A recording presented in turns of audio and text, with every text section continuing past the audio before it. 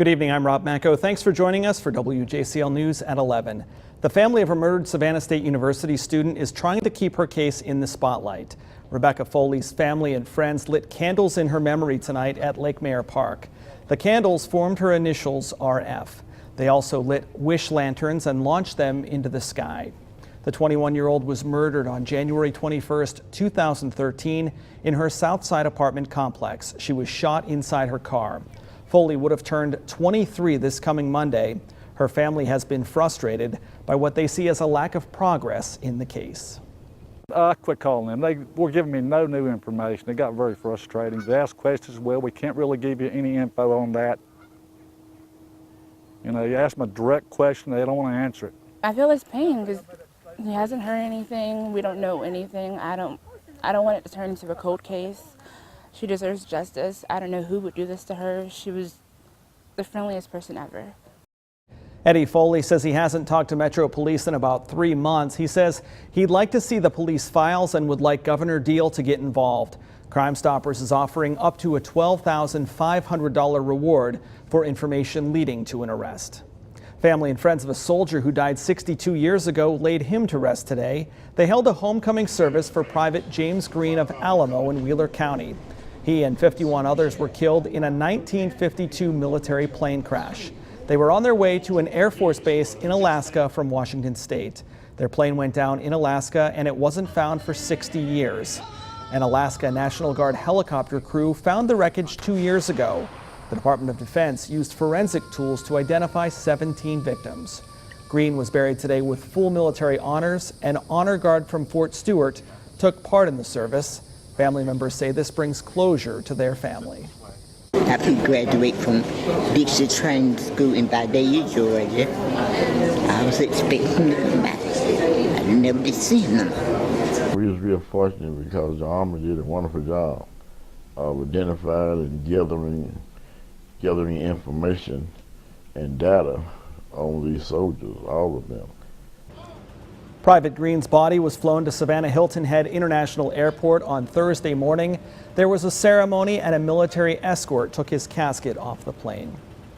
Well, there was a heat advisory in effect until 7 o'clock tonight. The National Weather Service in Charleston issued the advisory for southern South Carolina and southeast Georgia counties along and east of Interstate 95. It included the cities of Savannah, Beaufort, and Charleston. Now, some people were trying to beat the heat this afternoon in the splash pad at Ellis Square. Heat index values maxed out at around 108 degrees in our area. Now, if you have to go outside in this intense heat, you want to drink plenty of fluids, you want to wear light clothing and stay out of direct sunlight. Check on young children and the elderly. Never leave kids or pets in the vehicles. Call 911 if you think someone is having signs of a heat stroke. Meteorologist Samara Theodore is here now, and it did get hot today. Oh yeah, it got really hot out there.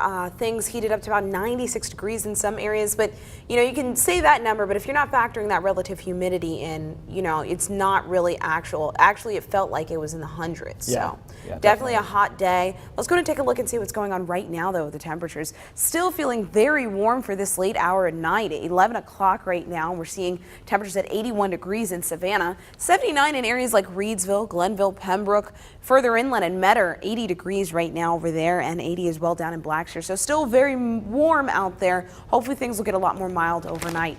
Here's a look at your satellite and radar image. Earlier this evening, we had a severe thunderstorm warning issued for low country in areas like Hampton. Right now, that thunderstorm is just leaving Beaufort, headed out to sea. Further south, though, in areas just south of Darien and Brunswick along I-95 south in Blackshear, a few showers and pop-up thunderstorms making their way out to sea right now, crossing over I-95. So keep that in mind if you're planning on driving out there. Now, tonight things are going to remain fairly dry, but with the moisture in the atmosphere, there's a chance we could see some pop-up showers throughout the area, so keep that in mind as well.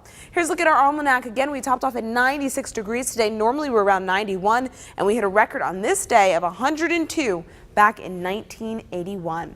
Stay tuned, because in your Storm Tracker weather headlines tonight, we're going to take a look at the science behind summer solstice. We did embark upon the first day of summer today, as well as ways to beat the heat. That's it for now. Back to you, Rob. Thank you, Samara.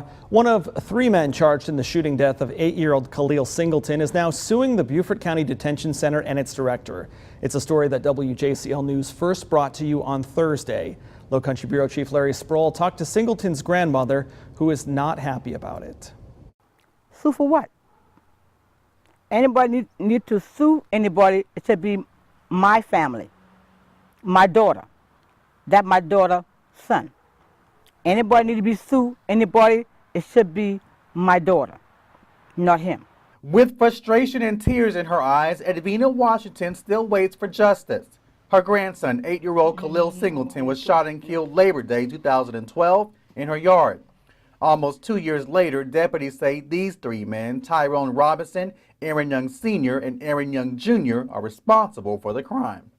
A crime Washington says should have never happened. They did a crime, they need to pay for what they did for my grandson.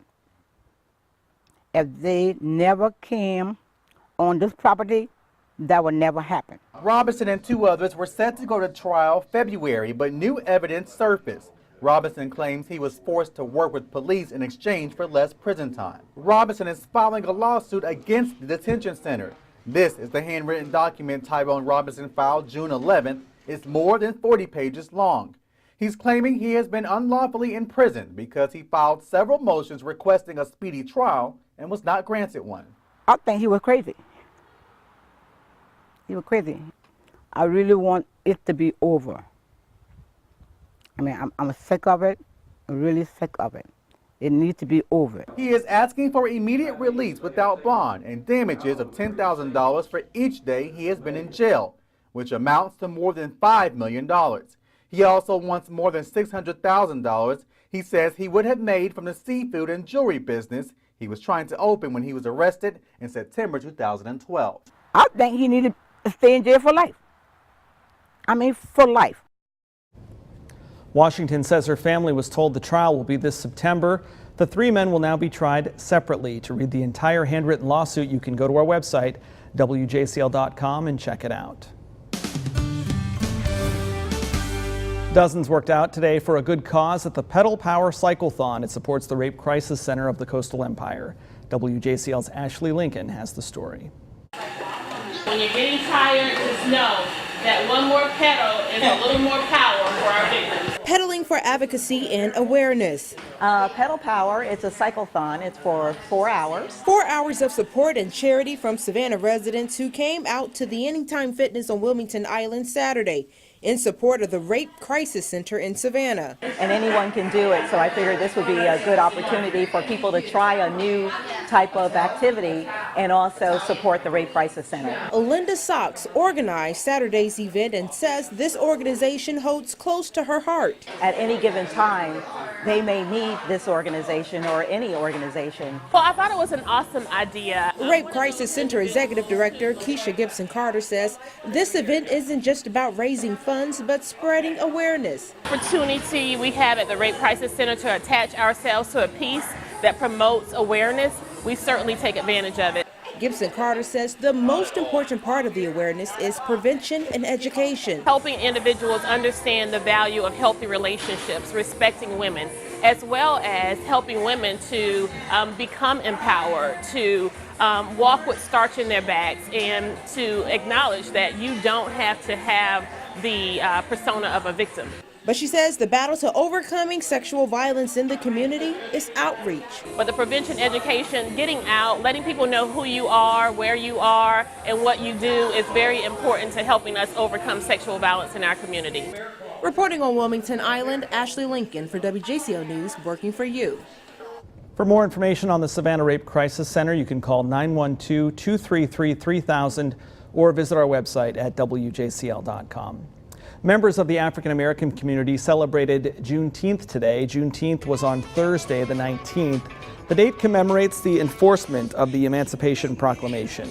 President Lincoln freed the slaves in 1863, but it wasn't until June 19, 1865, when federal troops went to Texas to enforce the law. The Daughters of Mary Magdalene hosted a festival at 38th Street Park to mark the occasion. There were activities for the whole family, including live music and free food. Well, thousands came out to get dirty this morning at the 3rd annual JCB Mud Run. This year, the run featured an all-new dig and ride terrain for bike riders.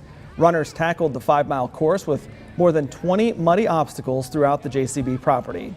WJCL's own Stephanie Farrat joined in on the fun as well, and organizers say a lot of people in the community are also joining in with increased participation every year. The thing about the mud run is that we've really tried to make it very family oriented. I mean, you can see we got kids playing in mud puddles to participating in the event. You know, it's a lot of families are out here doing it. You got a lot of folks that are doing this as part of, you know, let's go have fun in the neighborhood or even with their jobs. So it's really kind of a community oriented event. All proceeds will benefit the Lady Bamford Center for Early Childhood Development. Well, coming up on WJCL News at 11, the Derby Devils are helping out the Girls on the Run program. Find out more about this after the break.